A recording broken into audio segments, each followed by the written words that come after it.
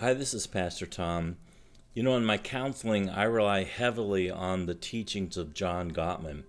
One of my favorite books is by John Gottman and Nancy Silver, and it's The 7 Principles for Making Marriage Work. At the heart of the Gottman theory lies the simple truth that happy marriages are based on deep friendship. So here's principle number 1: enhance your love maps. Happy couples are intimately familiar with each other's worlds. They have a love map in their mind where they store a vast amount of details about their spouse. They know their partner deeply and can list his or her current challenges, dreams, friends, beliefs, favorites of all kinds, and childhood experiences. All of us change over time, especially when we experience major life events like having a new baby. But when a couple understands each other deeply and has the habit of staying up to date with each other's thoughts and feelings, they're less likely to lose sight of each other as they go through the years. From knowledge springs not only love, but the fortitude to weather marital storms. So here's principle number 2: nurture your fondness and admiration. Couples that are happily married are good at expressing appreciation, acknowledgement, pride, and admiration for each other. They share a mutual affection, fondness, and respect, which is essential for a lasting and fulfilling romance. Number 3, turn toward each other instead of away from each other. Happily married couples don't rely on romantic getaways or expensive gifts to sustain their relationship.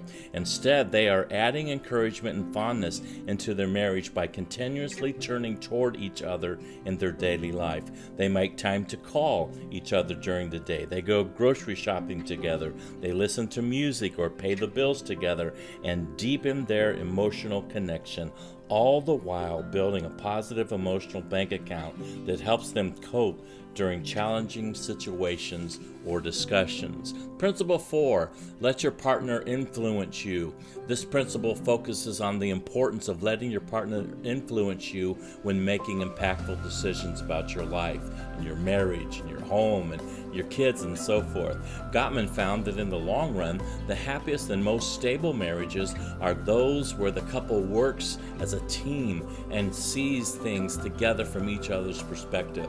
Consider each other's feelings and seek common ground in case of disagreement. Here's number 5, solve your solvable problems. This principle tackles problems head on. According to Gottman and Silver, there are 2 key types of marital conflict: solvable or situational problems and permanent problems that most likely will never get resolved.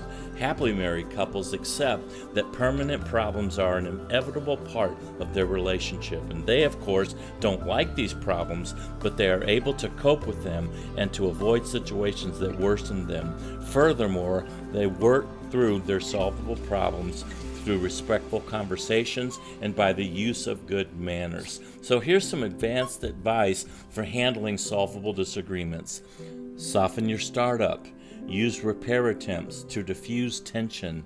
Soothe yourself and each other. Compromise and be tolerant toward each other's feelings. Principle number 6, overcome gridlock. Gridlock occurs when you and your partner cannot find a solution to a significant disagreement. Gridlock issues are often intense and almost impossible to fix because they involve dreams for your life that are not being addressed or respected by the other partner.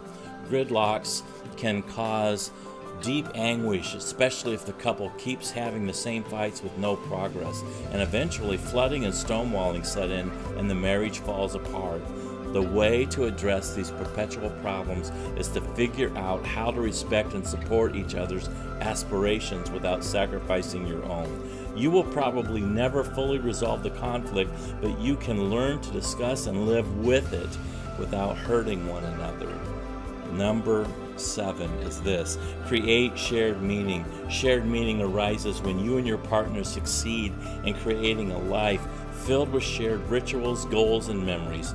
Goldman and Silver explain the importance of having such a microculture in every family and guide the reader in how to create this in their own lives. And there you have it, 7 Principles for Making Marriage Work by John Gottman and Nancy Silver. In my sessions, I teach these principles plus many, many other topics and tips. So, are you ready to get started?